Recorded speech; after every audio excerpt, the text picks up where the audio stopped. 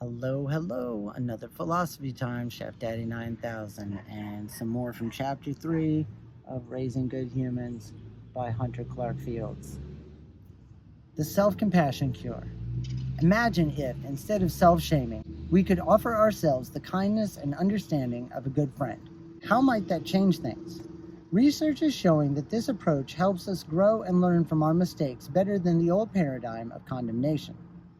Kristin Neff, researcher, author, and professor at University of Texas at Austin, has dedicated her life's work to the study of compassion and self-compassion. Neff writes, "These are not just nice ideas. There is an ever-increasing body of research that attests to the motivational power of self-compassion. Self-compassionate people set high standards for themselves, but they aren't as upset when they don't meet their goals. Instead, research shows that they are more likely to set new goals for themselves after failure rather than wallowing in feelings of frustration and disappointment. Self-compassionate people are more likely to take responsibility for their past mistakes while acknowledging them with greater emotional equanimity.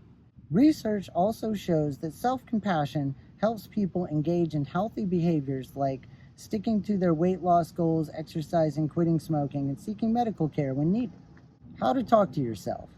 Neff breaks down self-compassion into three elements: self-kindness, common humanity, and mindfulness. So how do we begin to practice self-compassion instead of self-judgment?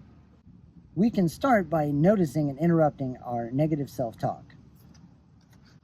Doesn't matter how often you notice that disparaging critical voice, just try to catch it in a mindful awareness.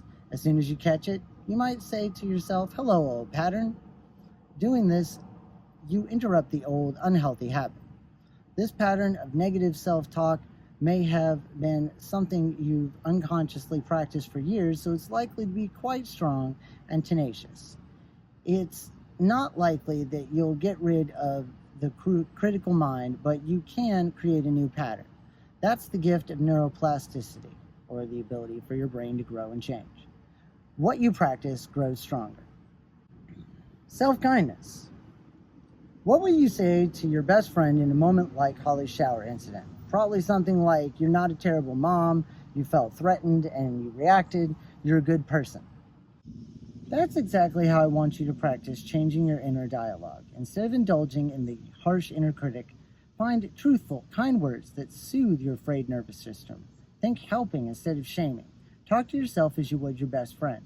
It may feel unfamiliar and awkward initially, but the repetition of a new habit of kindness will get stronger. The last time I yelled at my daughter, I regretted it immediately. I apologized and hugged her when we were both ready. Instead of the harsh inner critic, I practiced self-compassion. I acknowledged my critical thoughts. I'm having a thought that I'm a bad mother. And then I offered myself as much sympathy and kindness as I could muster. I tried to remember how difficult parenting is and how hard it is to tame my temper sometimes. With the kind of nourishing inner response, instead of feeling paralyzed by shame, I was able to move my attention back to taking care of my daughter, a win for both of us. Common humanity. The second element of self-compassion is recognizing that we are not the only ones who make mistakes. Neff calls this common humanity versus isolation. We have thoughts like, "I shouldn't have yelled at my daughter. Good parents never yell the way I did." When we think like that, we are alone in our suffering, whereas the truth is we are all mistake-making human beings and imperfect parents. Our imperfections are what make us human. There are certainly moments when I, a mindful mama mentor, have made mistakes with my children that I regret. It's time to recognize that none of us are in this alone. Mindfulness. Finally, in order to be compassionate with ourselves, we have to recognize through mindfulness that we are suffering.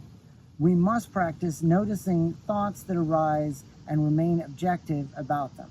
We need to work on attention to how we treat ourselves when mistakes happen, and we must practice offering ourselves sympathy and kindness. Think of all the suffering you inflict upon yourself through harsh self-criticism and judgment.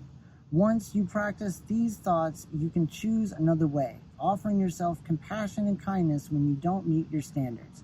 Mindfulness helps you to not get caught up in and swept away by your negative reactions. Let's take care of ourselves. Treat ourselves with kindness. Have a great day.